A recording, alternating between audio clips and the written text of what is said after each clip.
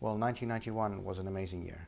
It was a year when the hardliners in the Communist Party and the KGB decided that enough with these reforms, enough with the perestroika, enough with this freedom experiment. Let's just go back to the old ways. And one day in August of 1991, I remember this very well. I was about 10 at the time.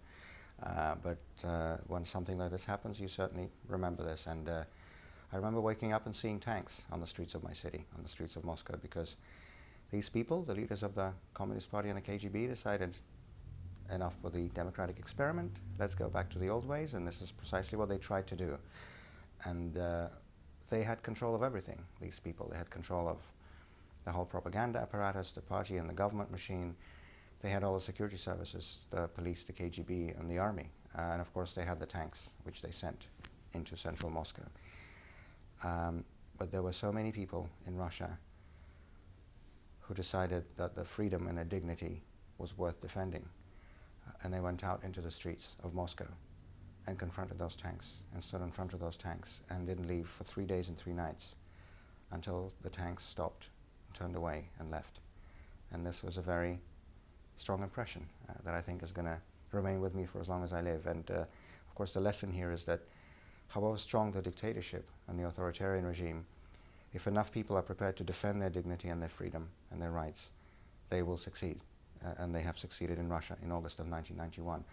And then, of course, just a few months later, in December of 1991, the red flag of the Soviet Union came down from the Kremlin flagpole for the very last time, and the tricolor flag, the white, blue, and red of the Russian Federation, came up. And so a new era began, an era that was very hopeful, that was certainly not without problems. There were many economic and social problems, as you well know. But it was also an era when we had genuine freedom of the media in Russia, when elections actually mattered, and when the outcome of the elections was determined by how people voted. That's a revolutionary concept for Russia today, but that's how it was in the 90s. It was an era when we had genuine political pluralism and genuine political discussions. And it was also an era of hope and a new era in relations between Russia and the West, and in particular between Russia and the United States. It was a period of time when Russia integrated into global institutions, became a member of the G8, joined the World Bank, the IMF, became a member of the Council of Europe.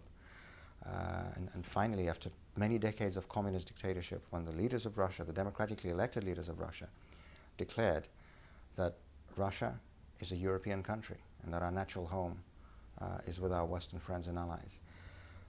That was a very important, very hopeful, unfortunately also very brief era. In just a few years, just 8 short years after the great victory of the Democratic Revolution in 1991, a former KGB colonel by the name of Vladimir Putin came to power in our country. And so the big regression began, both in terms of what happened domestically. We once again today have media censorship in our country. We have no free and fair elections, haven't had them for many years. We have no real parliament. Parliament's not a place for discussion. That's what the Speaker of the Duma said, Putin's ally. I think that's a quote, one of the quotes that's going to define the Putin era in future history books. We have political prisoners in Russia again, more than 100 people in prisons today. That's by conservative estimates of human rights NGOs, of people who are in prison for the only reason of daring to oppose Vladimir Putin's regime. And of course, in Russian history, at least in modern Russian history, domestic repression is always and inevitably followed by external aggression, which, if you think about it, is completely logical. Why would you expect a government that is violating the rights of its own citizens and that's breaking its own laws and constitution to, for some reason, respect international norms and get along with other countries and respect the interests of other countries? It's not going to such a regime, and it hasn't. And so I think those Western leaders, including, I must say, US leaders, who for so many years preferred to look the other way, as Vladimir Putin was going after independent media, going after the opposition, going after parliament, going after democratic institutions, one day woke up to the first territorial annexation in Europe since the Second World War, which is what Vladimir Putin did in Crimea, and one thing was directly related to the other. And a regime that's domestically repressive in Russia is inevitably going to be aggressive externally.